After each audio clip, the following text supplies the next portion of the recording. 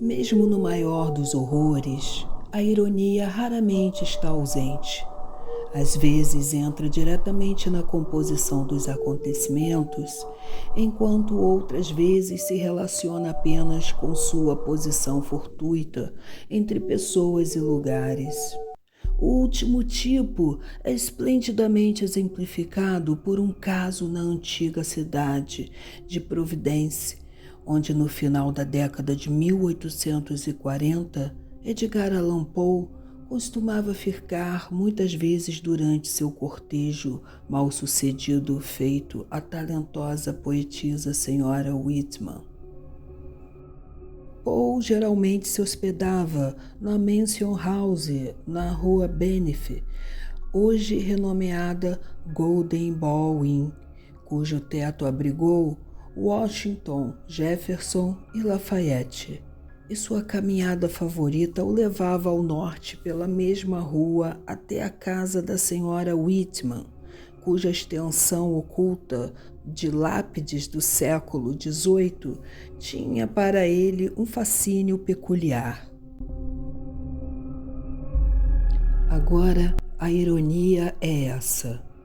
Nesta caminhada tantas vezes repetida, o maior mestre do mundo, do terrível e do bizarro, foi obrigado a passar por uma determinada casa no lado leste da rua, uma estrutura sombria e antiquada, empoleirada na encosta abruptamente ascendente, com um grande quintal mal cuidado que data de uma época em que a região era parcialmente campo aberto. Não parece que ele tenha escrito ou falado sobre isso, nem há qualquer evidência de que ele tenha notado. E, no entanto, essa casa, para as duas pessoas de posse de certas informações, iguala ou supera em horror a fantasia mais selvagem do gênio que tantas vezes passou por ela sem saber e permanece nitidamente maliciosa como um símbolo de tudo que é indescritivelmente hediondo. A casa era e ainda é de um tipo para atrair a atenção dos curiosos. Originalmente construída em estilo rural ou semi-rural, seguia as linhas coloniais médias da Nova Inglaterra de meados do século XVIII. O telhado pontiagudo, que indicava prosperidade, com 2 andares e sótão sem águas furtadas, e com a porta georgiana e os painéis internos ditados pelo gosto da época. Dava para o sul, com uma empena chegando às janelas inferiores para a colina leste e a outra exposta para os alicerces na direção da rua.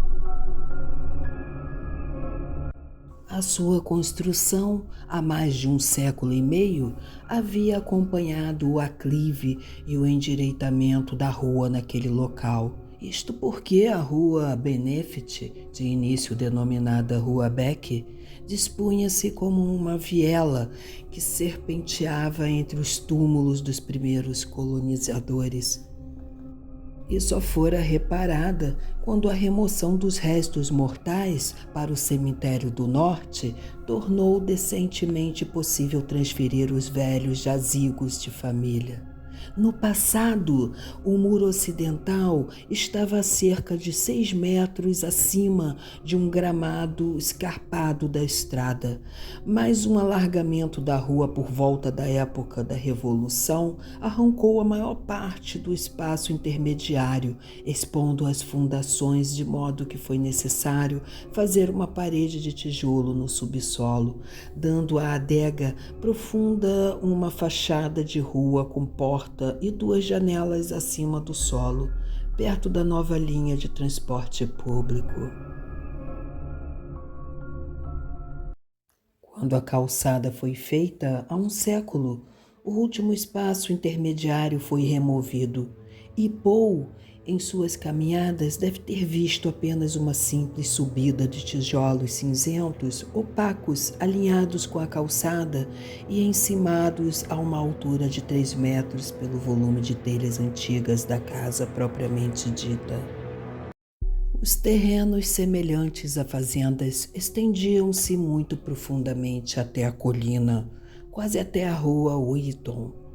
O espaço ao sul da casa, contíguo com a rua Benefit, estava obviamente muito acima do nível da calçada existente, formando um terraço delimitado por um muro alto de pedra úmida e musgosa, perfurado por um lance íngreme de degraus estreitos que conduziam entre paredes altos como desfiladeiros à região superior de gramados sarnento, paredes de tijolos remelentos e jardins negligenciados, chaleiras enferrujadas caídas de tripés de gravetos nodosos e parafernália semelhante adornavam a porta da frente desgastada pelo tempo. A clarabóia estava quebrada, as pilastras jônicas apodrecidas e o frontão triangular estava com carunjos. O que ouvi na minha juventude sobre a casa abandonada foi que as pessoas morriam ali em números alarmantes. Disseram-me que era por isso que os proprietários originais haviam se mudado cerca de 20 anos depois de construir o lugar. Era claramente insalubre, talvez por causa da umidade e do crescimento de fungos no porão, do cheiro doentio, das correntes de ar dos corredores ou da qualidade da água do poço. Essas coisas já eram ruins o suficiente e por isso tudo ganhou credibilidade entre as pessoas que eu conhecia.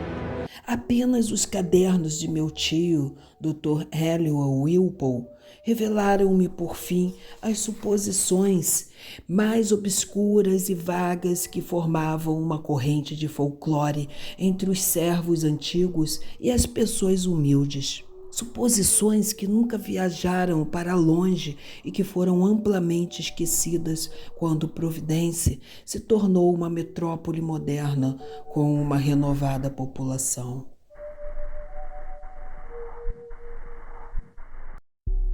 O fato é que a casa nunca foi considerada pela parte respeitável da comunidade como sendo mal assombrada em qualquer sentido real. Não havia histórias generalizadas de correntes se arrastando, correntes frias de ar, luzes apagadas ou rostos na janela. Os extremistas às vezes diziam que a casa era desafortunada, mas isso é até onde eles chegaram. O que realmente estava fora de discussão é que uma proporção assustadora de pessoas morriam ali, ou mais precisamente, tinham morrido ali, pois depois de alguns acontecimentos peculiares, há mais de 60 anos, a casa ficou deserta pela simples impossibilidade de alugá-la.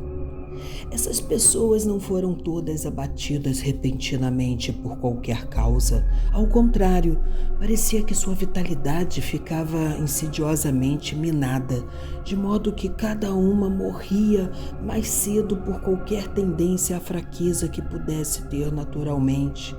E os que não morreram apresentaram em graus variados um tipo de anemia ou consumição, e às vezes um declínio das faculdades mentais, o que falava mal da salubridade da casa. As casas vizinhas, deve-se acrescentar, pareciam inteiramente livres da qualidade nociva. Isso eu sabia antes que meu insistente questionamento levasse meu tio a me mostrar as notas que finalmente nos levaram à nossa horrenda investigação. Na minha infância, a casa abandonada era vazia, com árvores velhas estéreis, retorcidas e terríveis, grama longa estranhamente pálida e ervas daninhas assustadoramente deformadas no pátio alto do terraço, onde os pássaros nunca se demoravam. Nós, meninos, costumávamos invadir o lugar e ainda posso me lembrar do meu terror juvenil, não apenas pela estranheza mórbida dessa vegetação sinistra, mas pela atmosfera macabra e pelo odor da casa em ruínas, cuja porta da frente destrancada era frequentemente acessada em busca de estremecimentos. As pequenas vidraças estavam em grande parte quebradas.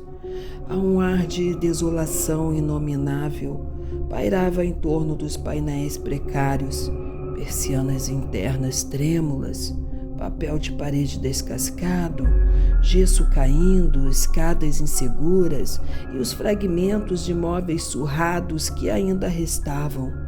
A poeira e as teias de aranha acrescentavam seu toque de medo.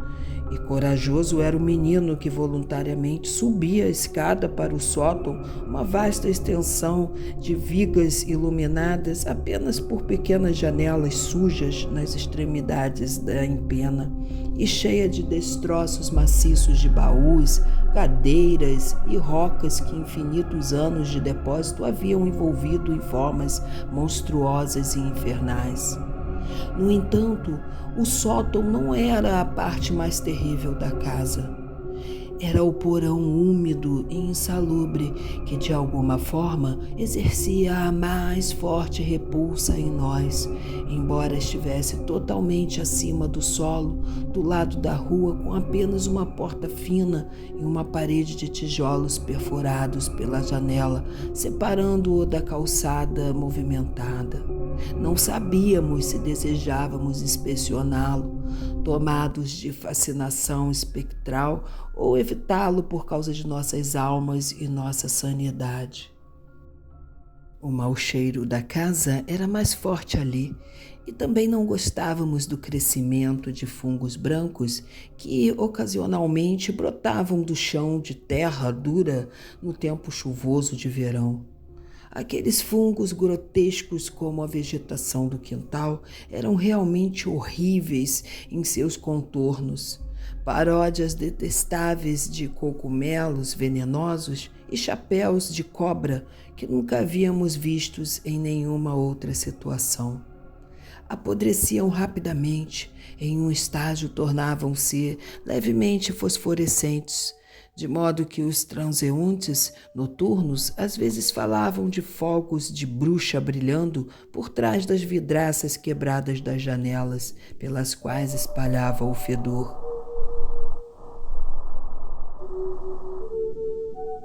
Nós nunca, mesmo em nossos humores mais loucos de Halloween, visitamos esse porão à noite. Mas em algumas de nossas visitas diurnas podemos detectar a fosforescência, especialmente quando o dia estava escuro e úmido. Havia também uma coisa mais sutil que muitas vezes pensamos ter detectado, uma coisa muito estranha que era, no entanto, apenas sugestiva. No máximo, refiro-me a uma espécie de desenho esbranquiçado e turvo no chão de terra, um depósito vago e instável de mofo ou salitre que às vezes achávamos poder rastrear entre os esparsos crescimentos de fungos perto da enorme lareira da cozinha do porão. De vez em quando nos ocorria que aquilo tinha uma estranha semelhança com uma figura humana dobrada, embora geralmente não existisse tal apresentação e muitas vezes não havia nenhum depósito esbranquiçado. Numa certa tarde chuvosa, quando essa ilusão parecia fenomenalmente forte e quando, além disso, imaginei ter vislumbrado uma espécie de exalação fina, amarelada e cintilante, subindo do desenho nitroso em direção à lareira aberta, conversei com meu tio sobre o assunto. Ele sorriu com uma presunção estranha, mas parecia que seu sorriso estava tingido de reminiscência. Mais tarde ouvi que uma noção semelhante entrou em algum dos contos antigos e selvagens do povo comum. Uma noção que também aludia a formas macabras e lupinas tomadas pela fumaça da grande chaminé e contornos estranhos assumidos por algumas das raízes sinuosas das árvores que abriram caminho para o porão através das pedras soltas da fundação. Só na minha idade adulta, meu tio me apresentou as anotações e os dados que havia coletado sobre a casa abandonada. O Dr. Wilpole era um médico sensato e conservador da velha escola e, apesar de todo o seu interesse pelo lugar, não estava ansioso para encorajar os jovens pensamentos sobre o anormal. Sua própria opinião, postulando simplesmente um edifício e localização de qualidades marcadamente insalubres, não tinha nada a ver com a normalidade. Mas ele percebeu que se o caso pitoresco era capaz de despertar seu próprio interesse, haveria de provocar toda sorte de medonhas associações imaginativas no espírito de um menino. O médico era solteiro, um cavalheiro de cabelos brancos, barbeado e antiquado, e um historiador local de destaque que muitas vezes dialogou com guardiões tradicionalmente controversos como Sidney Ryder e Thomas Bicknell. Ele morava com um criado em uma propriedade georgiana, com aldrava e degraus com corrimão de ferro, equilibrada estranhamente em uma súbita íngreme na rua Northcote, ao lado do antigo pátio de tijolos e do tribunal, onde seu avô, um primo daquele célebre corsário, capitão Wilpole, que queimou a escuna armada de Sua Majestade Gaspin em 1772. Havia votado na legislatura em 4 de maio de 1776 pela independência da colônia de Rhode Island. À sua volta na biblioteca úmida e de teto baixo com os lambres brancos mofados, a pesada lareira esculpida e as pequenas janelas com sombra de videiras, estavam as relíquias e os registros de sua antiga família, entre os quais muitas alusões duvidosas à casa abandonada na rua Benefit. O local da peste não ficava muito distante, pois a rua Benefit corre na saliência logo acima do tribunal, ao longo da colina escarpada que constituiu o primeiro núcleo da cidade. Quando no final, minha insistência e meu amadurecimento evocaram de meu tio a sabedoria acumulada que eu buscava, surgiu diante de mim uma crônica bastante estranha. Por mais prolixo, estatístico e terrivelmente genealógico que fosse parte do assunto, percorria um fio contínuo de horror, obstinado e tenaz de maldade sobrenatural que me impressionou ainda mais do que impressionou ao bom doutor. Eventos separados se encaixavam de forma estranha e detalhes aparentemente irrelevantes continham minas de possibilidades hediondas. Uma curiosidade nova e ardente cresceu em mim, comparada à qual minha curiosidade juvenil era fraca e incipiente. A primeira revelação levou a uma pesquisa exaustiva e, finalmente, aquela busca estremecedora que se mostrou tão desastrosa para mim e para os meus. Por fim, meu tio insistiu em participar da busca que eu havia iniciado, e depois de certa noite naquela casa, ele não foi embora comigo. Fiquei sozinho, sem aquela alma gentil cujos longos anos foram preenchidos apenas com honra, virtude, bom gosto, benevolência e aprendizado. Eu criei uma urna de mármore em sua memória no cemitério de Senhorita John, o lugar que Poe amava, o bosque escondido de salgueiros gigantes na colina, onde túmulos e lápides se amontoam silenciosamente entre a massa cinzenta da igreja, das casas e dos bancos da rua Benefit. A história da casa que se abriu em meio a um labirinto de datas nada revelava de sinistro quanto à sua construção ou quanto à família próspera e honrada que a construiu. No entanto, desde o início, uma mancha de calamidade, logo aumentada para um significado algorento, era aparente. O registro cuidadosamente compilado de meu tio começou com a construção da estrutura em 1763 e seguiu o tema com uma quantidade incomum de detalhes. A casa abandonada, ao que parece, foi habitada pela primeira vez por William Harris e sua esposa Robbie Dexter, com seus filhos Ekna, nascido em 1755, Abigail, nascida em 1757, William Jr., nascido em 1759, e Ruth, nascida em 1761. Harris era um grande negociante no cemitério das Índias Ocidentais, ligado à firma de Updike Brown e seus sobrinhos. Após a morte de Brown, em 1761, a nova firma de Nicholas Brown e Companhia o nomeou capitão do navio Prudence, de 120 toneladas, construído em Providência, possibilitando-lhe assim construir a residência com que ele sonhara desde o casamento. O local que ele havia escolhido, uma parte recentemente endireitada da nova e elegante Rua Beck, que corria ao longo da encosta da colina acima da movimentada Cheapside, era tudo o que se podia desejar, e a casa fazia jus à localização.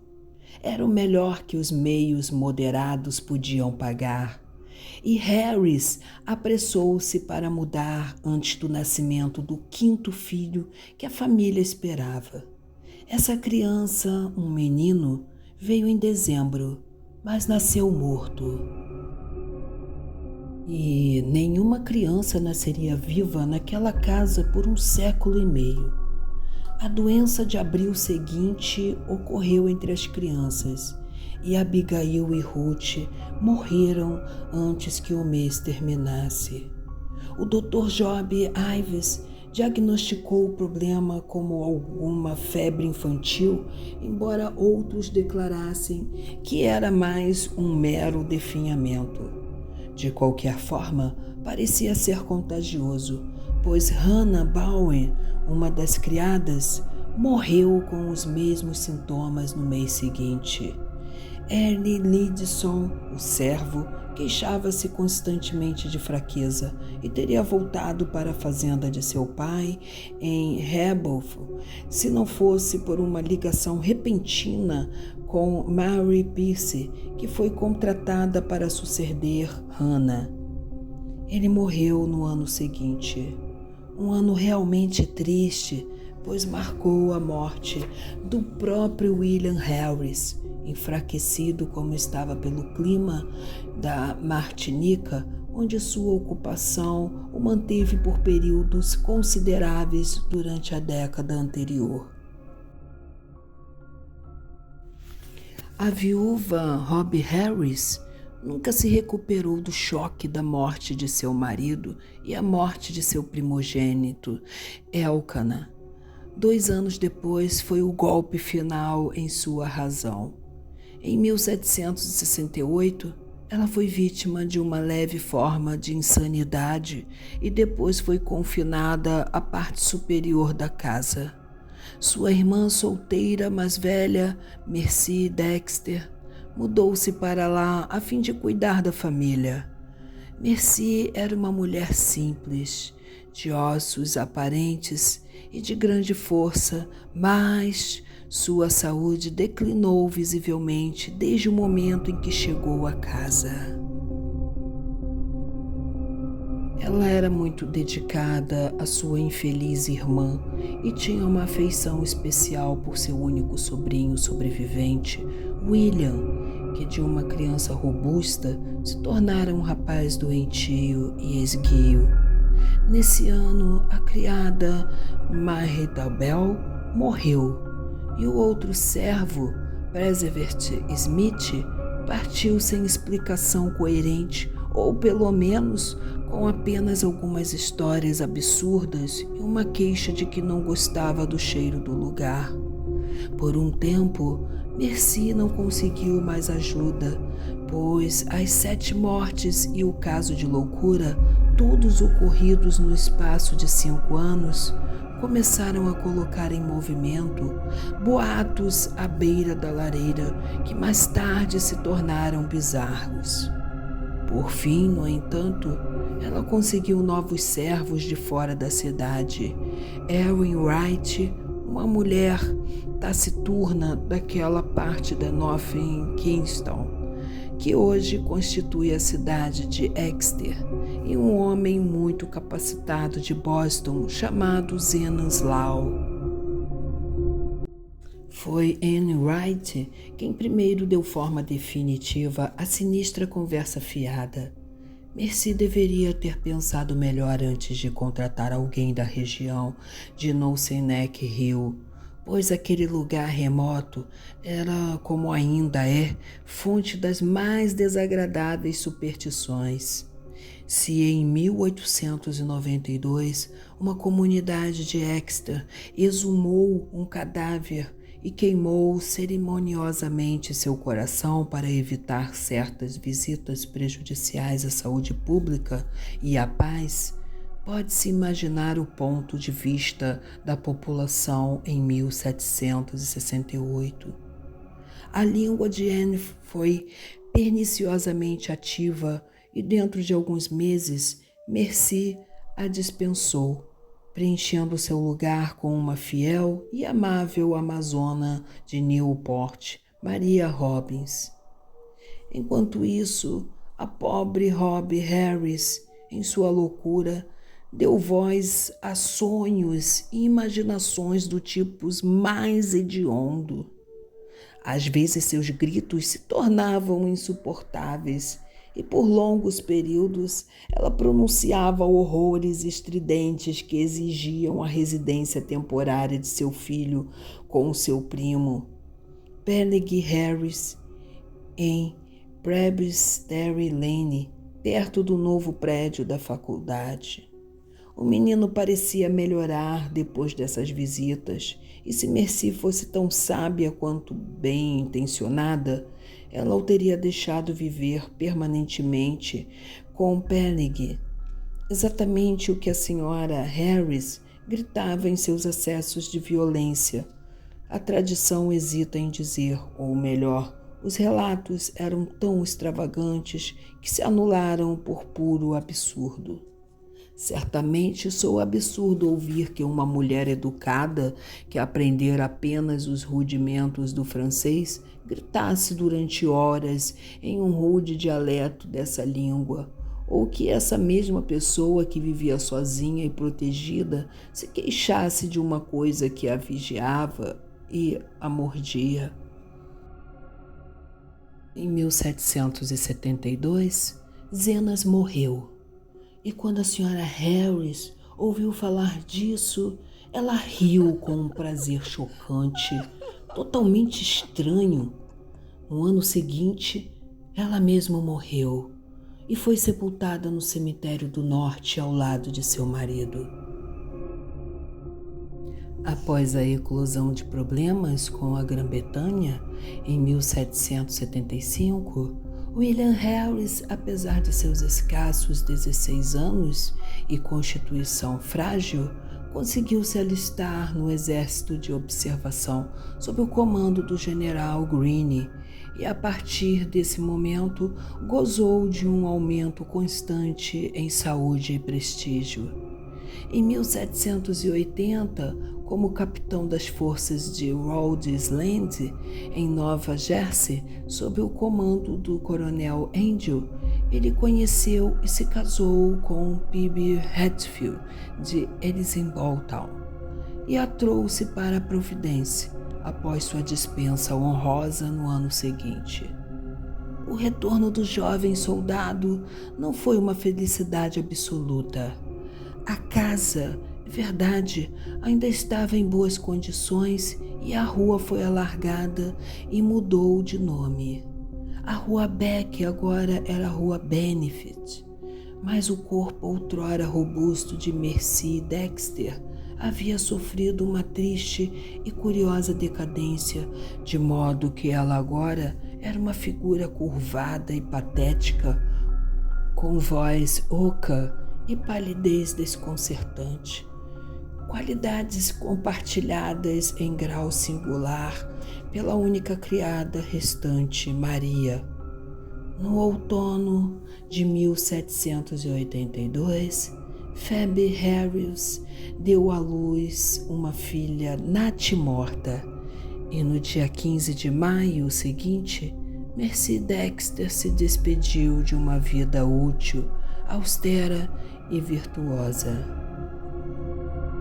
William Harris, completamente convencido da natureza insalubre de sua residência, decidiu abandoná-la e fechá-la para sempre, assegurando alojamentos temporários para ele e sua esposa no recém-inaugurado Golden Ball Inn. Ele providenciou a construção de uma casa nova e melhor em Westminster Street, na parte crescente da cidade do outro lado da Grand Prix. Ali, em 1785, nasceu seu filho Dutch, e lá a família morou até que as invasões do comércio os levaram de volta ao outro lado do rio e da colina até a Rua Angel, do bairro residencial mais recente do East Side, onde o falecido Arthur Harris construiu sua suntuosa, mas hedionda mansão com telhado francês em 1876. William e Phoebe ambos sucumbiram à epidemia de febre amarela de 1797, mas Dutch foi criado por seu primo Rathbone Harris, filho de Peleg. Rathbone era um homem prático e alugou a casa da Rua Benefit, apesar do desejo de William de mantê-la vazia.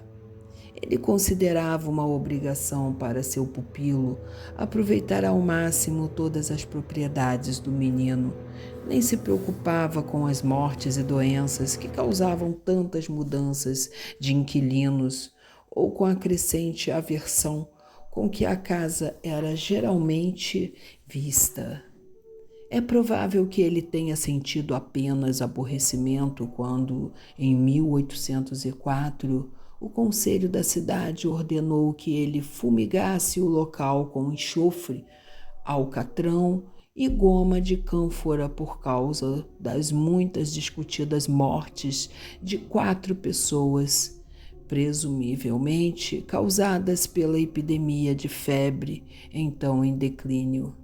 Disseram que o lugar tinha um cheiro febril. O próprio Dutch pensava pouco na casa, pois cresceu para ser um corsário e serviu com distinção no Vigilant, sob comando do capitão Coronel, na Guerra de 1812.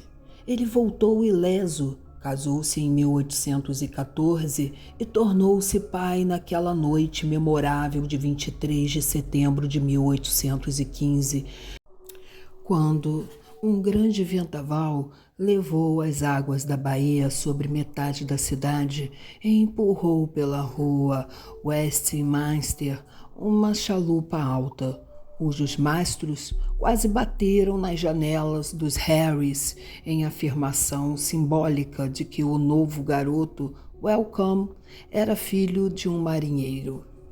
Welcome não sobreviveu a seu pai, mas viveu para aparecer gloriosamente em Fredericksburg em 1862.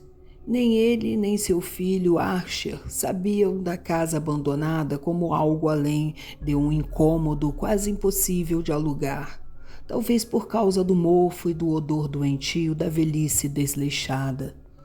Na verdade, nunca foi alugada depois de uma série de mortes que culminaram em 1861, que a agitação da guerra tendia a jogar na obscuridade. Carrington Harris, o último da linhagem masculina, a conhecia apenas como um centro de lendas, e um tanto pitoresca até que eu lhe contei minha experiência. Ele pretendia derrubá-la e construir um prédio de apartamento no local, porém, depois de meu relato, decidiu deixá-la como estava, instalar encanamento e alugá-la. Até hoje não tem tido dificuldades para conseguir locatários. O horror havia desaparecido.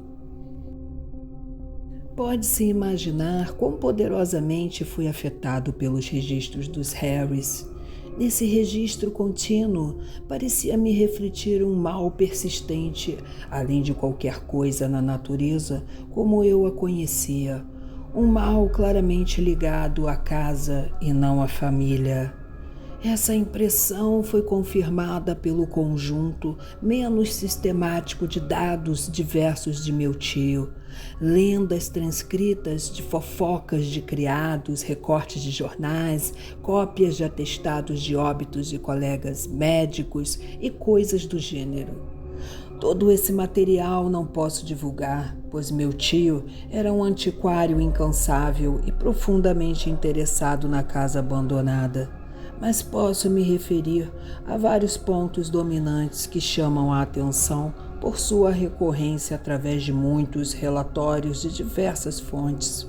Por exemplo, a fofoca dos servos foi praticamente unânime em atribuir ao fungo e mau cheiro do porão da casa uma vasta supremacia da influência maléfica.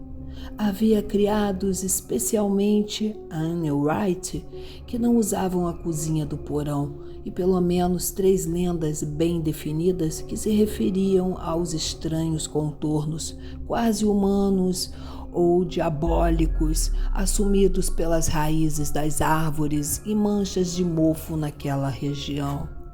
Essas últimas narrativas me interessaram profundamente por causa do que eu tinha visto na minha infância, mas senti que a maior parte do significado havia sido, em cada caso, amplamente obscurecida por adendos provenientes do estoque comum de folclore local. Anne Wright, com sua superstição de Exeter, havia divulgado a história mais extravagante e, ao mesmo tempo, mais consistente, alegando que devia estar enterrado sob a casa um desses vampiros, os mortos que mantêm sua forma corporal e vivem do sangue ou do fôlego dos vivos, cujas legiões horríveis enviam suas formas de presas ou espíritos para o exterior à noite. Para destruir um vampiro é preciso, dizem as avós, exumá-lo e queimar seu coração, ou pelo menos enfiar uma estaca naquele órgão, e a insistência obstinada de Anne em uma busca sob o porão tinha sido importante para provocar sua demissão. Suas histórias, no entanto, eram bem aceitas, tanto mais porque a casa situava-se em terras utilizadas no passado para sepultamentos. Para mim, o interesse deles dependia menos dessa circunstância do que da maneira peculiarmente apropriada com que se encaixavam em certas outras coisas. A reclamação do criado que partiu, Perseverance Smith, que precedeu Anne, e nunca ouviu falar dela, de que algo sugou seu fôlego à noite. As certidões de óbito de vítimas de febre de 1804, emitidas pelo Dr. Chad Hopkins, mostrando as 4 pessoas falecidas, todas inexplicavelmente sem sangue.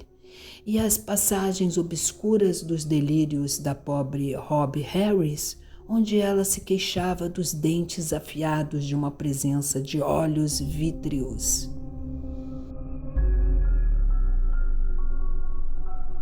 Embora eu esteja livre de superstições injustificadas, essas coisas produziram em mim uma sensação estranha que foi intensificada por um par de recortes de jornal amplamente relacionados a mortes na casa abandonada.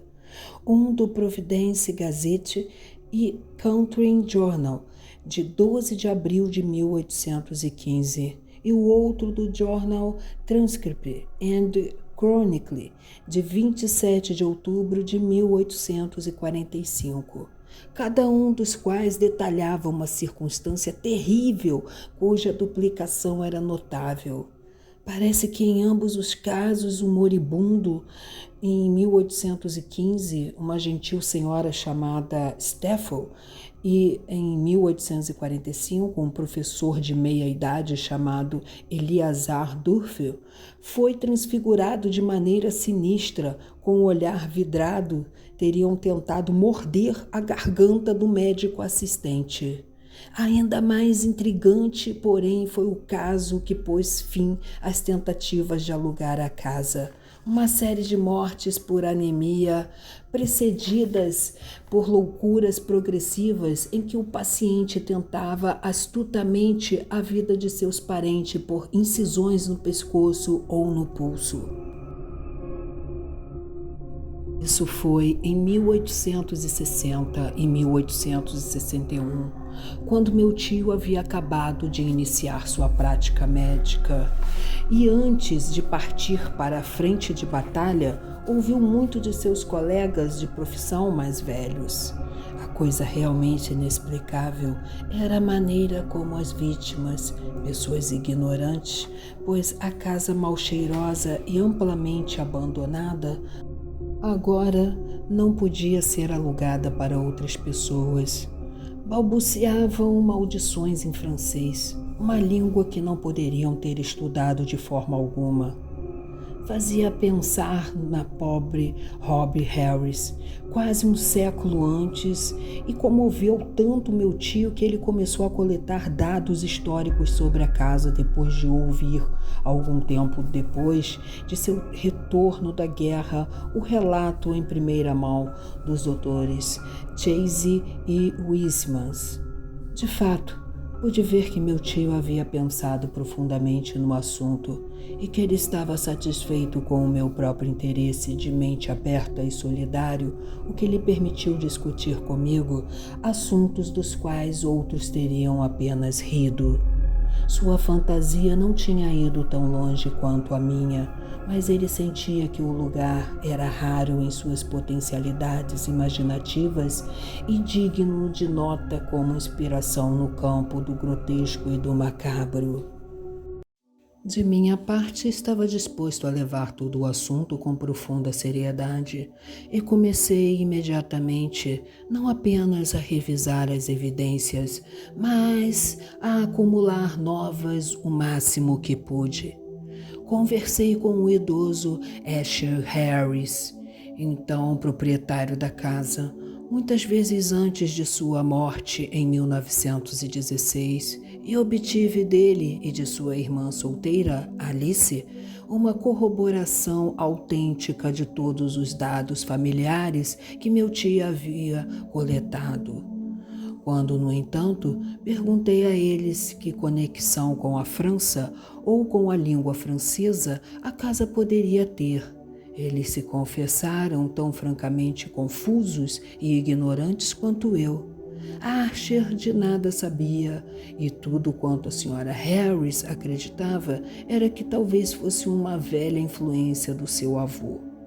O velho marinheiro que sobrevivera 2 anos à morte do seu filho Elcom em batalha, que não conhecia a lenda, mas lembrou que sua primeira ama, a velha Maria Robbins, parecia sombriamente consciente de algo que poderia ter dado um estranho significado aos delírios franceses de Robert Harris, que ela ouvira tantas vezes durante os últimos dias daquela infeliz mulher. Maria esteve na casa abandonada de 1769 até a remoção da família em 1783 e viu Mercy Dexter morrer. Certa vez, ela insinuou ao menino Dutch uma circunstância um tanto peculiar nos últimos momentos de Mercy, mas ele logo se esqueceu de tudo, exceto que era algo peculiar. A neta lembrava-se do relato com dificuldade. Ela e seu irmão não estavam tão interessados na casa quanto o filho de Asher. Carrington, o atual proprietário com quem conversei após minha experiência.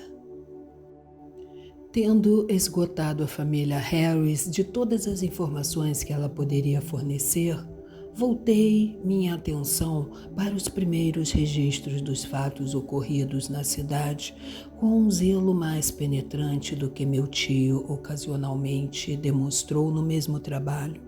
O que eu desejava era uma história abrangente do local desde seu assentamento em 1636, ou mesmo antes, se fosse possível descobrir alguma lenda indígena na Ragacete para fornecer os dados. Descobri no início que a terra fazia parte da longa faixa de terrenos concedidos originalmente a John Throckmorton.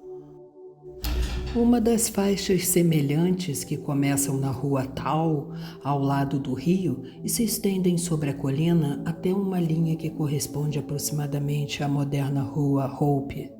O lote de Throckmorton foi mais tarde, é claro, muito subdividido, e tornei-me muito assíduo em estudar aquela parte que seria posteriormente atravessada pela rua Beck ou Benefit.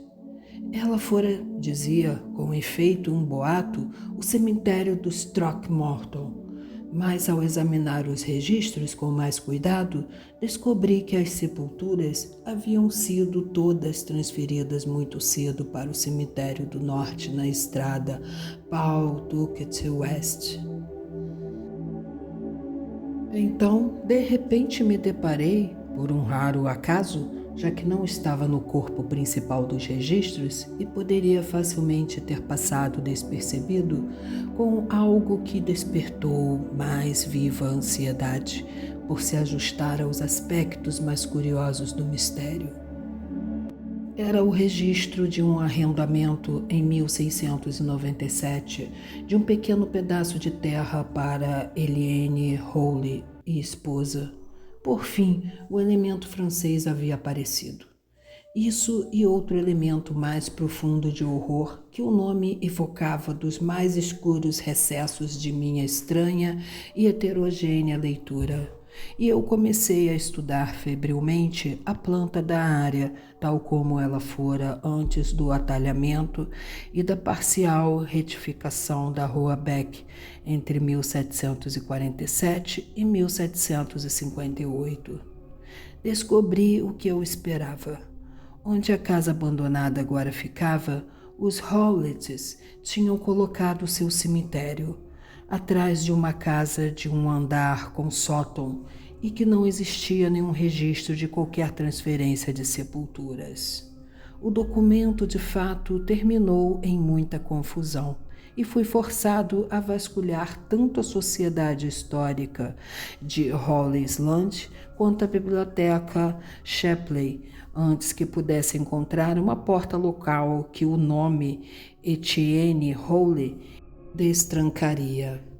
No final encontrei algo tão vago, mas monstruoso, que me pus a examinar imediatamente o porão da casa abandonada minuciosamente.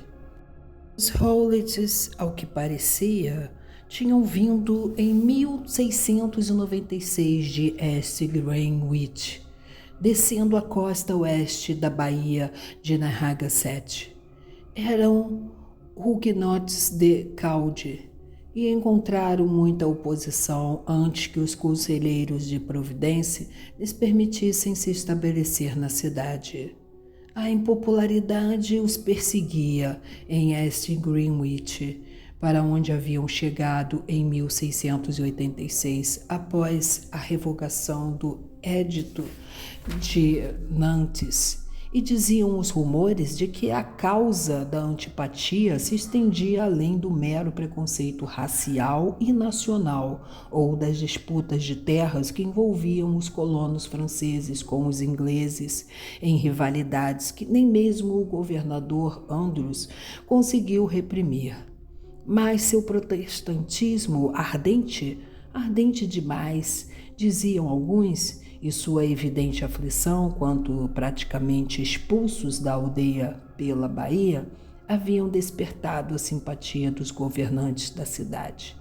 Aqui os estranhos receberam um refúgio e o moreno Etienne Roulet, menos apto para a agricultura do que para ler livros esquisitos e desenhar diagramas estranhos, recebeu um posto clerical no armazém do cais de Pardon Tillinghast, bem ao sul da rua Tal.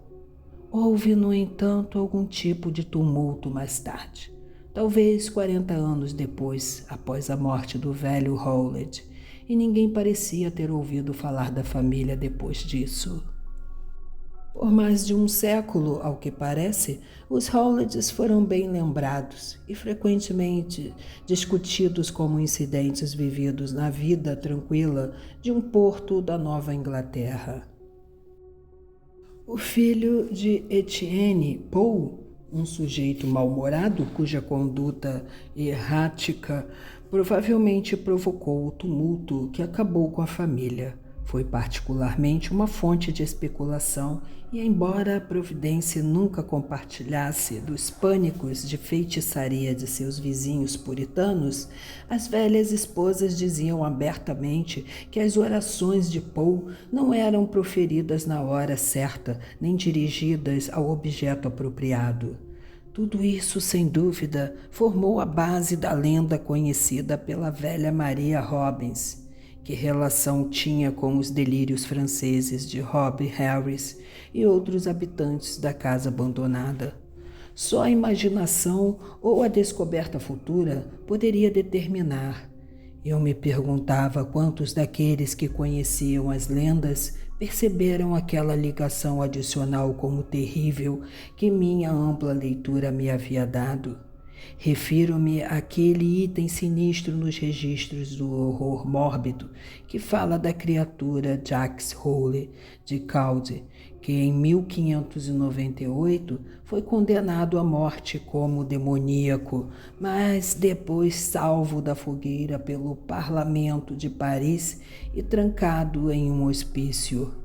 Ele fora encontrado coberto de sangue e pedaços de carne em uma floresta logo após o assassinato e despedaçamento de um menino por um par de lobos. Um lobo foi visto fugindo ileso. Certamente uma bela história à beira da lareira, com um significado estranho quanto ao nome e ao lugar, mas decidi que os fofoqueiros de Providência não podiam saber disso de maneira geral. Se eles soubessem, a coincidência de nomes teria causado alguma ação drástica e assustadora. De fato, seus sussurros limitados não poderiam ter precipitado o tumulto final que havia feito os Holts desaparecerem da cidade? Eu agora visitava o lugar amaldiçoado com maior frequência, estudando a vegetação insalubre do jardim, examinando todas as paredes da casa e debruçando-me sobre cada centímetro do piso de terra do porão. Finalmente, com a permissão de Carrington Harris, mandei fazer uma chave da porta abandonada que dava para o porão. diretamente na rua Benef, preferindo ter um acesso mais imediato ao mundo exterior do que as escadas escuras, o hall do térreo e a porta da frente poderiam dar.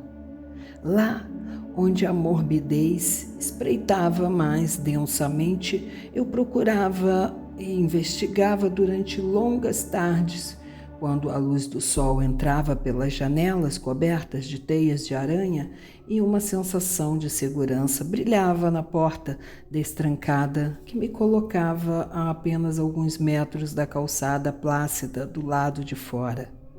Meus esforços não foram recompensados por nenhuma novidade, somente o mesmo bolor deprimente e leves impressões de odores perniciosos e de contornos nitrosos no chão, e imagino que muitos transeuntes olharam para mim com curiosidade através das vidraças quebradas. Por fim, por sugestão do meu tio, decidi experimentar o local à noite. E, em uma meia-noite tempestuosa, os fachos de uma tocha elétrica correram sobre o chão mofado com suas formas misteriosas e fungos distorcidos fosforescentes.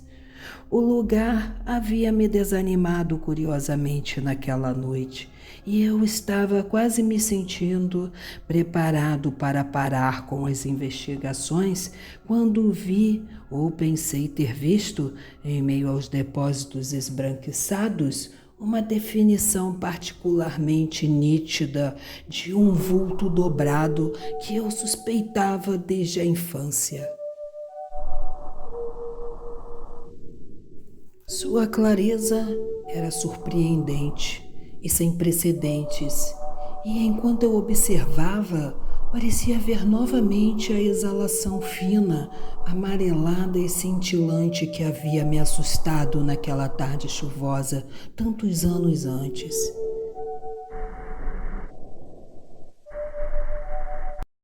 Acima da mancha antropomórfica de mofo junto à lareira, ele se erguia. Um vapor sutil, doentio, quase luminoso, que enquanto pairava trêmulo na umidade, parecia desenvolver vagas e chocantes sugestões de forma, gradualmente desaparecendo em decadência nebulosa e passando para a escuridão da grande chaminé, com um fedor em seu rastro. Foi realmente horrível, e ainda mais para mim por ter conhecimento das histórias sobre o local. Recusando-me a fugir, eu o observei desaparecer. E enquanto observava, senti que estava me observando avidamente com olhos mais imagináveis do que visíveis. Quando contei isso ao meu tio, ele ficou muito empolgado e, após uma tensa hora de reflexão, chegou a uma decisão definitiva e drástica.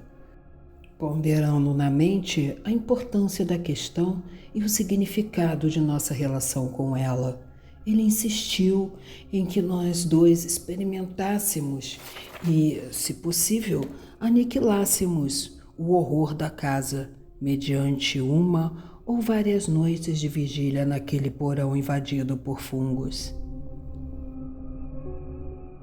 Na quarta-feira, 25 de junho de 1919, após notificarmos Carrington Harris, sem incluir suposições sobre o que esperávamos encontrar, meu tio e eu transportamos para a casa abandonada 2 cadeiras de acampamento e um catre dobrável, juntamente com algumas informações científicas de maior peso e complexidade. Colocamos tudo isso no porão durante o dia, cobrindo as janelas com papel e planejando voltar à noite para nossa primeira vigília. Tínhamos trancado a porta do porão para o térreo e, tendo a chave da porta externa do porão, estávamos dispostos a deixar ali nosso caro e delicado aparato que havíamos obtido secretamente e com grande custo. Tantos dias quanto nossas vigílias precisassem ser prolongadas. Era nosso plano ficarmos acordados até muito tarde e depois vigiar sozinhos até o amanhecer em períodos de 2 horas. Enquanto um de nós estivesse de alerta, o outro repousaria no catre. O espírito de liderança natural com que meu tio obteve os instrumentos da Universidade Brown e do Cranston Street Armory e como assumiu a direção de nosso empreendimento foi uma prova maravilhosa da potencial vitalidade e resiliência de um homem de 81 anos.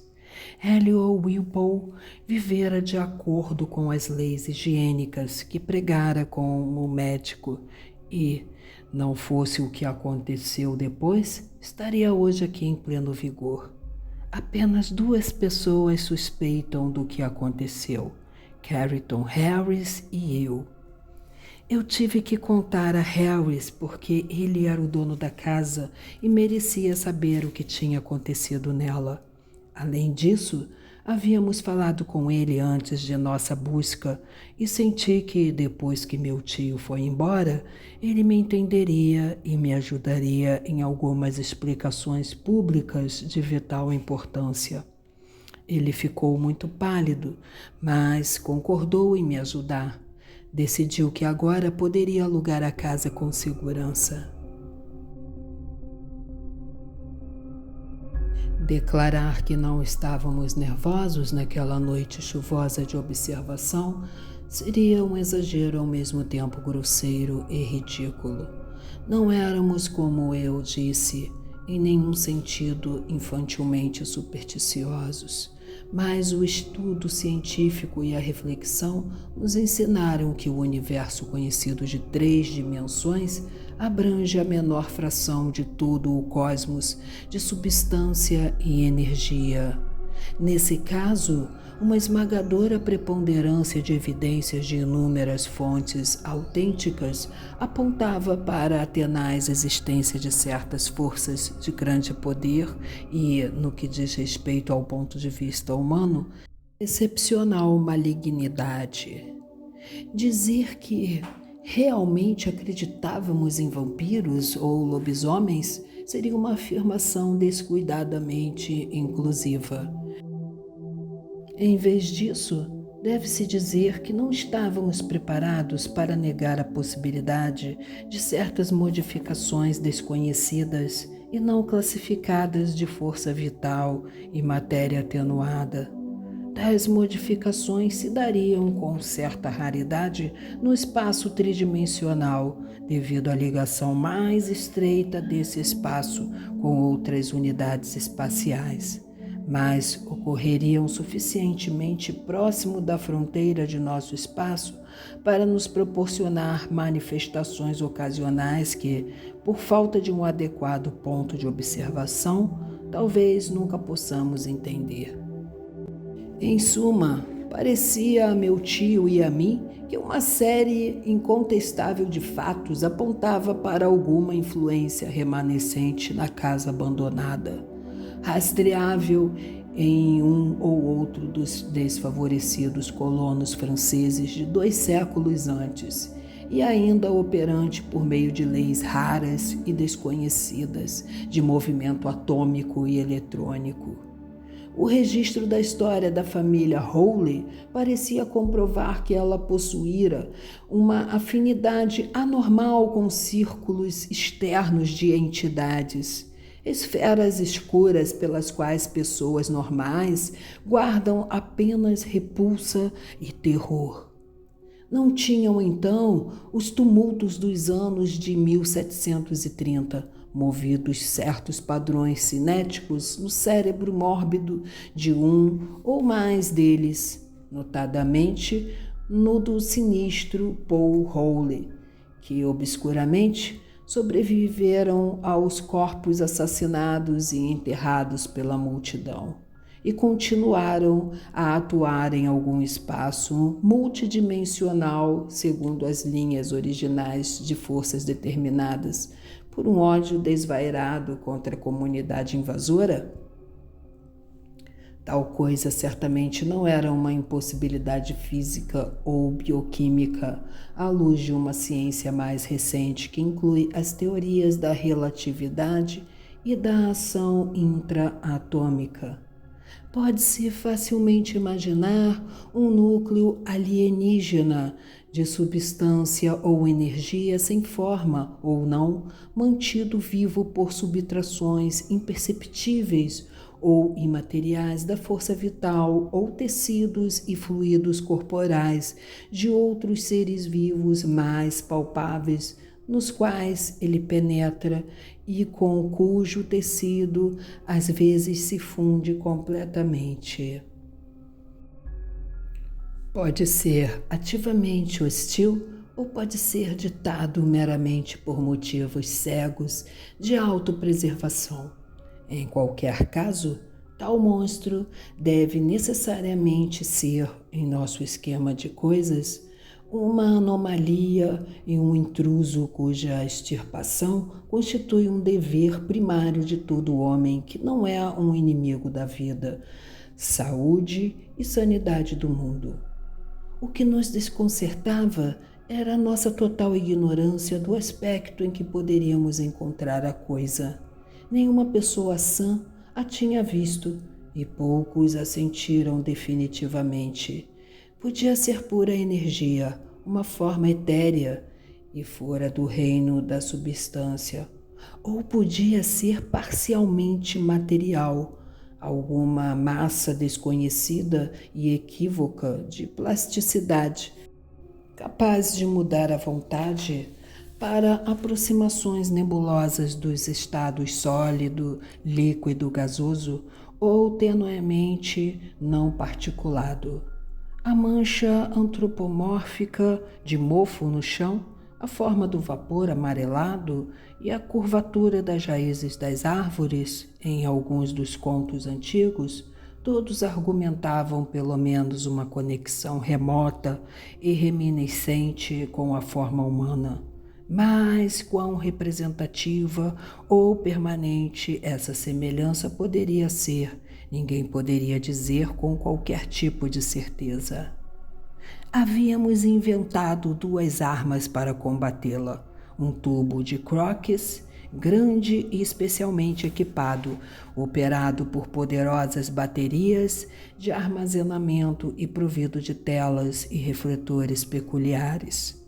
Caso a coisa se mostrasse intangível e oponível apenas por radiações de éter vigorosamente destrutivas e um par de lança-chamas do tipo usado na Guerra Mundial. Para o caso de ela ser parcialmente material e suscetível de destruição mecânica, pois como os supersticiosos rústicos de Exeter, estávamos preparados para queimar o coração da coisa se o coração existisse. Todo esse mecanismo agressivo colocamos na adega em posições cuidadosamente dispostas em relação ao catre e às cadeiras e ao local diante da lareira onde o vulto havia tomado formas estranhas. Esse remendo sugestivo, aliás, era apenas levemente visível quando colocamos nossos móveis e instrumentos e quando voltamos naquela noite para a vigília propriamente dita. Por um momento, duvidei de tê-lo visto na forma mais definida, mas então pensei nas lendas. Nossa vigília na adega começou às 22 horas, horário de verão, e no seu desenrolar não encontramos nenhuma promessa de desenvolvimentos pertinentes. Um brilho fraco e filtrado dos postes de luz castigados pela chuva do lado de fora e uma débil fosforescência dos fungos detestáveis mostravam a goteira de uma das pedras na parede, das quais todos os vestígios de cal haviam desaparecido. O chão de terra dura, úmida, fétida e manchada de mofo com seus fungos obscenos, os restos apodrecidos do que haviam sido bancos, cadeiras e mesas e outros móveis mais disformes, as tábuas pesadas e as vigas maciças do andar térreo, a porta de tábuas decrépitas que levava a caixas e câmeras sob outras partes da casa, a escada de pedra com corrimão de madeira em ruínas e a tosca e cavernosa lareira de tijolos enagrecidos, onde fragmentos de ferro enferrujado revelavam a presença passada de ganchos, cães de lareira, espeto, suporte de chaleira e um guarda-fogo para o caldeirão de cozer. Todas essas coisas, mais nosso catre e as cadeiras rudimentares, bem como os instrumentos que havíamos trazido. Tínhamos, como em minhas próprias explorações anteriores, deixado a porta da rua destrancada, para que um caminho de fuga direto e prático estivesse aberto em caso de manifestações além do nosso poder de lidar. Era nossa ideia que a nossa presença noturna contínua invocaria qualquer entidade maligna que se escondesse ali e que, estando preparados, poderíamos dispor da coisa com um ou outro de nossos meios assim que a tivéssemos reconhecido e observado suficientemente. Quanto tempo levaria para evocar e extinguir a coisa, não tínhamos noção. Também nos ocorreu que nosso empreendimento estava longe de ser seguro, pois com que força a coisa poderia aparecer ninguém poderia dizer. Mas consideramos que o jogo valia o risco e embarcamos nele sozinhos e sem hesitação, conscientes de que a busca de ajuda externa só nos exporia ao ridículo e talvez derrotaria todo o nosso propósito. Tal era o nosso estado de espírito enquanto conversávamos, noite adentro, que a sonolência crescente de meu tio me fez lembrá-lo de se deitar para dormir 2 horas. Algo parecido com o medo me gelou enquanto eu me sentava lá de madrugada sozinho. Pois quem se senta ao lado de um dorminhoco está realmente sozinho. Talvez mais sozinho do que se pode perceber.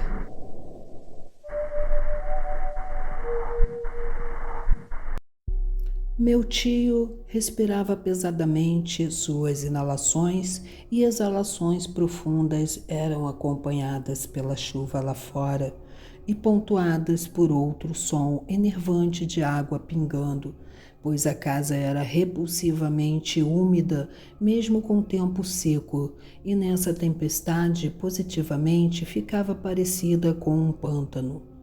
Estudei a alvenaria solta e antiga das paredes, à luz do fungo e os raios débeis que entravam furtivamente da rua pelas janelas teladas. E uma vez, quando a atmosfera ruidosa do lugar parecia prestes a me enojar, abri a porta e olhei para cima e para baixo na rua, banqueteando meus olhos com visões familiares e minhas narinas com o ar saudável. Nada ocorrera ainda que me recompensasse a vigília, e eu bocejava repetidamente, com a fadiga sobrepujando a apreensão. Então, a agitação de meu tio em seu sono atraiu minha atenção. Virou-se inquieto na cama várias vezes durante a segunda metade da primeira hora, mas agora respirava com uma irregularidade incomum, ocasionalmente soltando um suspiro que continha mais do que algumas das qualidades de um gemido sufocado. Virei minha lanterna elétrica para ele e encontrei seu rosto desviado. Então, me levantando e cruzando para o outro lado da cama, acendi novamente a luz para ver se ele parecia sentir alguma dor. O que eu vi me enervou mais surpreendentemente, considerando sua relativa trivialidade. Deve ter sido apenas a associação de qualquer circunstância estranha com a natureza sinistra de nossa localização e missão, pois certamente a circunstância não era em si assustadora ou antinatural. Era apenas que a expressão facial de meu tio, perturbado, sem dúvida pelos estranhos sonhos que nossa situação provocava, mostrava considerável agitação e não parecia nada característico dele. Sua expressão habitual era de uma calma gentil e bem educada, enquanto agora uma variedade de emoções parecia lutar dentro dele. Acho que, no geral, isso me perturbou. Meu tio ofegava e se sacudia em crescente perturbação e com os olhos que agora começavam a se abrir, parecia não um, mas muitos homens e sugeria uma curiosa qualidade de alienação de si mesmo. De repente ele começou a murmurar e não gostei da aparência de sua boca e dentes enquanto falava. As palavras eram, a princípio, indistinguíveis, e então, com um tremendo sobressalto, reconheci algo nelas que me encheu de um medo gelado até me lembrar da amplitude da educação de meu tio e das intermináveis traduções que ele fizera de artigos antropológicos e antiquários na Revue de Dexmonts, pois o venerável Elihu Whipple murmurava em francês, e as poucas frases que pude distinguir pareciam ligadas aos mitos mais sombrios que ele já havia adaptado da famosa revista de Paris. De repente, um suor irrompeu na testa do dorminhoco e ele saltou abruptamente, meio acordado. A confusão do francês mudou para um grito em inglês e a voz rouca gritou animadamente: "Minha respiração! Minha respiração!" E então o despertar tornou-se completo e com uma diminuição da expressão facial ao estado normal. Meu tio agarrou minha mão e começou a relatar um sonho cujo significado eu só podia imaginar com uma espécie de espanto. Ele havia, disse ele, flutuado de uma série muito comum de imagens oníricas para uma cena cuja estranheza não se relacionava com nada que ele já tivesse lido. Era deste mundo ou não, uma sombria confusão geométrica na qual podiam ser vistos elementos de coisas familiares nas mais estranhas e perturbadoras combinações. Havia uma sugestão de imagens estranhamente desordenadas, sobrepostas umas às outras, um arranjo em que os elementos essenciais do tempo e do espaço pareciam dissolvidos e misturados da maneira mais ilógica. Nesse vórtice caleidoscópico de imagens fantasmagóricas, havia instantâneos ocasionais, se é que se pode usar o termo de clareza singular, mas heterogeneidade inexplicável. Em certo momento, meu tio pensou que ele estava deitado em uma cova aberta descuidadamente, com uma multidão de rostos raivosos emoldurados por mechas desgrenhadas e chapéus de 3 pontas franzindo a testa para ele. Novamente, ele parecia estar no interior de uma casa velha aparentemente, mas os detalhes e os habitantes estavam mudando constantemente e ele nunca podia ter certeza dos rostos ou dos móveis ou mesmo do próprio quarto, pois as portas e janelas pareciam estar em um estado de fluxo tão grande quanto os objetos supostamente imóveis. Era esquisito, terrivelmente esquisito, e meu tio falou quase timidamente, como se meio que esperasse não ser acreditado, quando declarou que dos rostos estranhos muitos tinham inconfundivelmente as feições da família Harris. E o tempo todo havia uma sensação pessoal de asfixia, como se alguma presença penetrante tivesse se espalhado por seu corpo e buscando se apossar de seus processos vitais.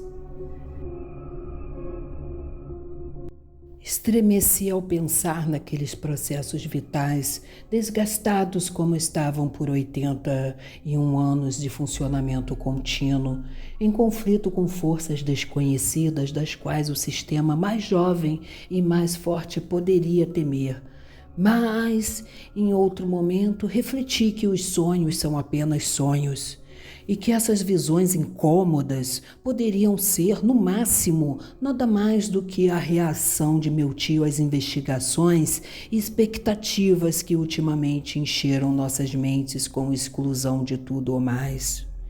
A conversa também logo tendeu a dissipar minha sensação de estranheza e, com o tempo, cedi aos meus bocejos e fui dormir.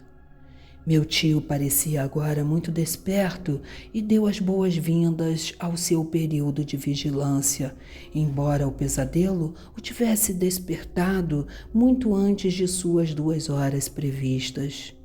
O sono se apoderou de mim rapidamente e fui imediatamente assombrado por sonhos perturbadores. Senti em minhas visões uma solidão cósmica e abismal, com hostilidade surgindo de todos os lados em alguma prisão onde eu estava confinado. Eu parecia amarrado e amordaçado, insultado pelos gritos ecoantes de multidões distantes que ansiavam pelo meu sangue. O rosto de meu tio veio a mim com associações menos agradáveis do que nas horas de vigília, e me lembro de muitas lutas inúteis e tentativas de gritar. Não foi um sono agradável, e não lamentei o grito retumbante que dilacerou as barreiras do sonho e me arremessou em uma vigília vívida e sobressaltada, na qual todos os objetos diante de meus olhos adquiriram uma clareza e uma realidade supranatural.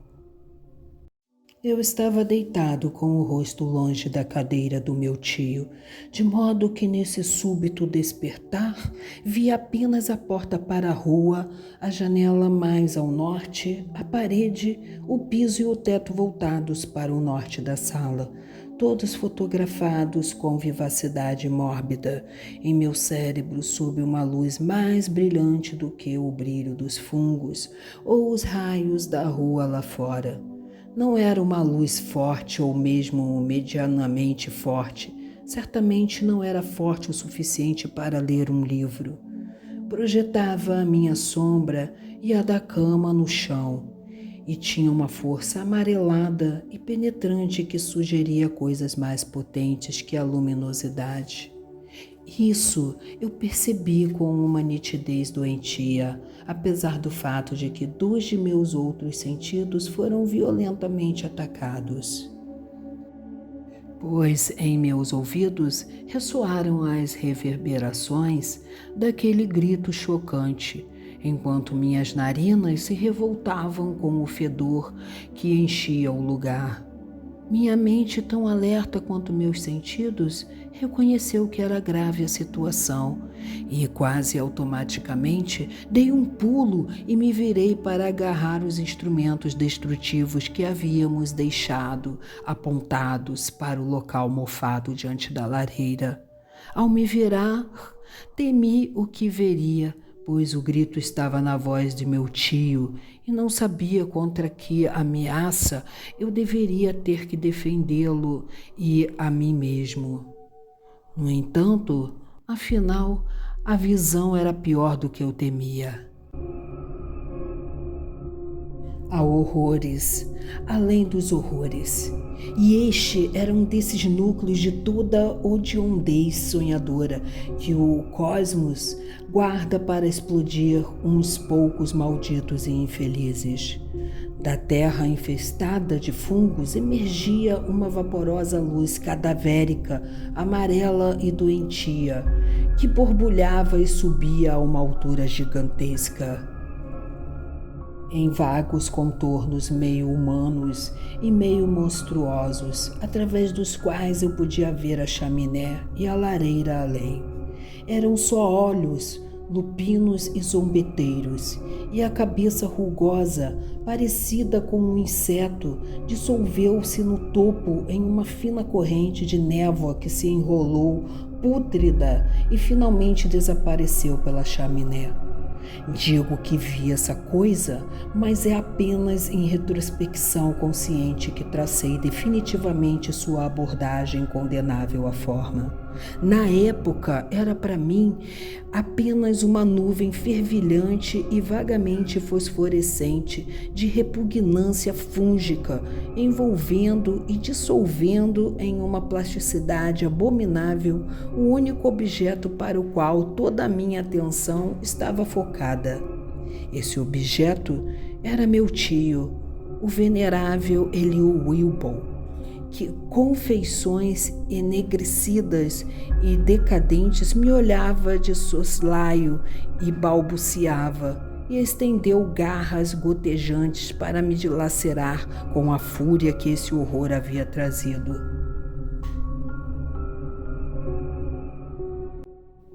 Era um senso de rotina que me impedia de enlouquecer. Eu havia me exercitado em preparação para um momento crucial e o treinamento cego me salvou. Reconhecendo o mal borbulhante como nenhuma substância alcançável pela matéria ou química material e, portanto, ignorando o lança-chamas que pairava à minha esquerda, joguei a corrente do aparato do tubo de Crookes e foquei naquela cena de blasfêmia imortal as mais fortes radiações de éter que a arte do homem pode suscitar dos espaços e fluidos da natureza. Havia uma neblina azulada e um estalo frenético, e a fosforescência amarelada tornou-se mais fraca aos meus olhos. Vi que a penumbra era apenas de contraste e que as ondas da máquina não tinham nenhum efeito. Então, no meio daquele espetáculo demoníaco, vi um novo horror que trouxe gritos aos meus lábios e me fez cambalear em direção àquela porta destrancada da rua tranquila, sem me importar com os terrores anormais que eu soltava sobre o mundo, ou quais pensamentos ou julgamentos de homens que derrubaria sobre minha cabeça. Naquela tênue mistura de azul e amarelo, a forma de meu tio havia começado uma nauseante liquefação, cuja essência escapa a qualquer descrição e na qual alterava-se, em seu rosto desaparecido, mudanças de identidade que só a loucura pode conceber. Ele era ao mesmo tempo um demônio e uma multidão, um ossuário e um cortejo, iluminado pelos feixes mistos e incertos. Aquele rosto gelatinoso assumiu uma dúzia, uma vintena, uma centena de aspectos, sorrindo enquanto afundava no chão em um corpo que derretia como sebo, na semelhança caricaturada de legiões estranhas ou não. Vi os traços da família Harris, masculinos e femininos, adultos e infantis, e outras fisionomias velhas e jovens, grosseiras e refinadas, familiares e desconhecidas. Por um segundo, brilhou uma falsificação degradada de uma miniatura da pobre e louca Robbie Harris, que eu tinha visto no museu da escola de desenho, e outra vez pensei ter captado a imagem de Mercy Dexter, como me lembrava dela em uma pintura que vi na casa de Carrington Harris. Era assustador além da concepção. No final, quando uma curiosa mistura de rostos de servos e bebês tremeluziu perto do chão de fungos, onde uma poça de graxa esverdeada se espalhava, parecia que as feições mutáveis lutavam contra si mesmas e se esforçavam para formar contornos como os do gentil rosto de meu tio. Gosto de pensar que ele existiu naquele momento e que tentou se despedir de mim. Parece-me que solucei um adeus em minha garganta ressecada enquanto saía cambaleando para a rua com um fio fino de graxa me seguindo pela porta até a calçada encharcada de chuva. O resto é sombrio e monstruoso. Não havia ninguém na rua encharcada e em todo o mundo não havia ninguém a quem eu ousasse contar o acontecido. Caminhei sem rumo para o sul, passando pelo College Hill e pelo Athenaeum, descendo a rua Hopkins e atravessando a ponte para a seção de negócios, onde prédios altos pareciam me proteger, assim como as coisas materiais modernas protegem o mundo de maravilhas antigas e insalubres. Então, a aurora cinzenta se desdobrou úmida do leste, desenhando a silhueta da colina arcaica e seus veneráveis campanários, e me acenando para o lugar onde meu terrível trabalho ainda estava inacabado. E no final eu fui molhado, sem chapéu e atordoado pela luz da manhã, e entrei naquela porta horrível na rua Benefit, que eu havia deixado entreaberta, que ainda se movia misteriosamente à vista dos primeiros chefes de família com quem eu não ousava falar. A gordura tinha sumido, pois o chão mofado era poroso, e na frente da lareira não havia vestígio da gigantesca forma dobrada. Olhei para o catre, as cadeiras, os instrumentos, meu chapéu esquecido e o chapéu de palha amarelado do meu tio. O atordoamento era maior e eu mal conseguia lembrar o que era sonho e o que era realidade. Então o pensamento voltou e eu sabia que tinha testemunhado coisas mais horríveis do que tinha sonhado. Sentando-me, tentei conjecturar, tanto quanto a sanidade me permitia, o que tinha acontecido e como eu poderia acabar com o horror se de fato tivesse sido real. Não parecia ser matéria, nem éter, nem qualquer outra coisa concebível pela mente mortal. O que era, então? Alguma emanação exótica ou algum vapor vampiresco, como os rústicos de Exeter falam à espreita sobre certos cemitérios? Isso eu senti que era a pista e novamente olhei para o chão diante da lareira onde o mofo e o salitré haviam assumido formas estranhas. Em 10 minutos estava decidido e pegando o chapéu.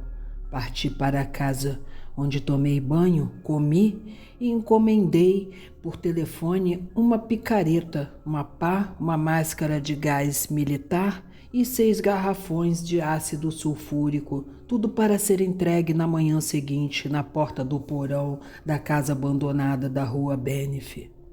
Depois disso, tentei dormir e, fracassando, passava as horas lendo e compondo versos fúteis para aliviar meu humor.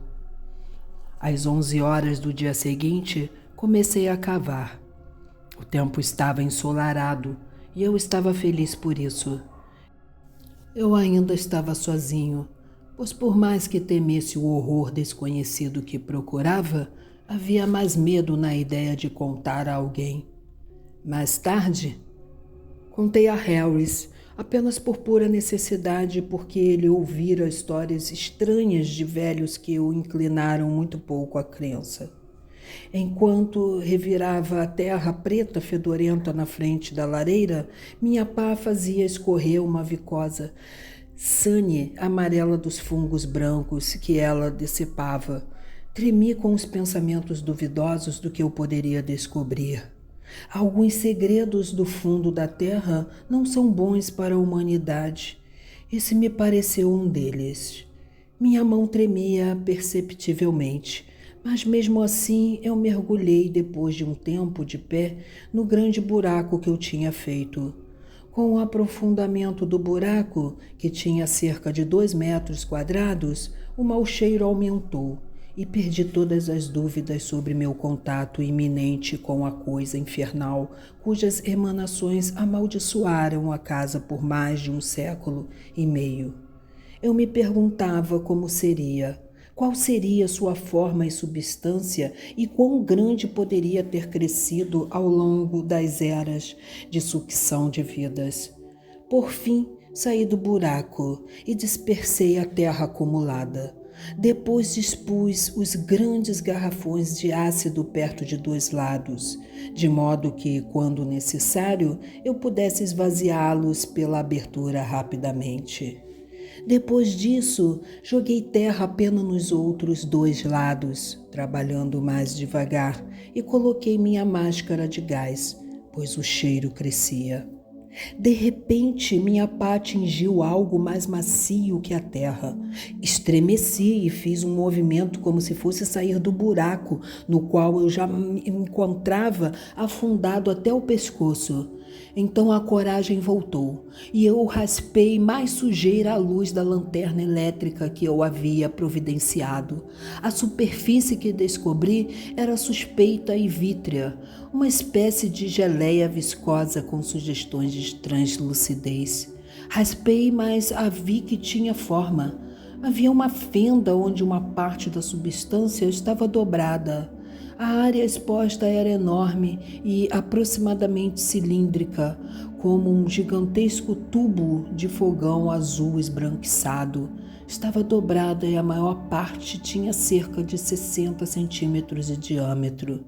Ainda cavei mais, e então pulei abruptamente para fora do buraco e para longe da coisa medonha. Destampei os garrafões e verti seu conteúdo corrosivo um a um naquela cova e sobre aquela normalidade inimaginável cujo cotovelo eu tinha visto.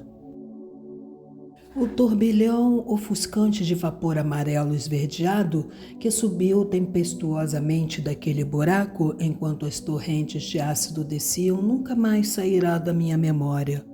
Ao longo da colina, as pessoas falam do dia amarelo, quando fumaças virulentas e horríveis surgiram dos resíduos da fábrica despejados no rio Providência. Mas eu sei como eles estão enganados quanto à fonte. Eles falam também do rugido medonho que ao mesmo tempo veio de algum cano de água ou gás subterrâneo desordenado, mas novamente eu poderia corrigi-los se eu ousasse. Foi indescritivelmente chocante e não vejo como vivi isso. Eu desmaiei depois de esvaziar o quarto garrafão que manuseei depois que os vapores começaram a penetrar na minha máscara, e quando me recuperei, vi que o buraco não estava mais emitindo vapores. Esvaziei os 2 garrafões restantes sem nenhum resultado especial, e depois de um tempo senti que era seguro jogar a terra de volta no poço. Era crepúsculo antes que eu terminasse, mas o medo tinha desaparecido do lugar. A umidade era menos fétida e todos os estranhos fungos haviam murchado em uma espécie de pó acinzentado inofensivo que espalhou-se como cinzas pelo chão. Um dos terrores mais profundos da terra havia perecido para sempre, e se houver um inferno, ele finalmente recebeu a alma demoníaca de uma coisa profana. E enquanto eu comprimia a última pá de terra bolorenta, derramei a primeira das muitas lágrimas com que prestei uma homenagem impossível à memória do meu amado tio. Na primavera seguinte, não havia mais grama pálida e ervas daninhas estranhas no jardim da casa abandonada, e pouco depois Carrington Harris alugou o lugar.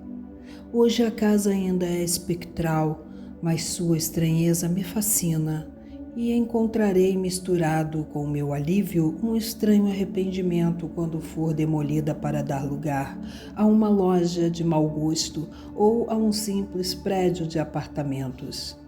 As velhas árvores estéreis do quintal começaram a dar maçãs pequenas e doces, e no ano passado os pássaros fizeram ninhos em seus galhos retorcidos.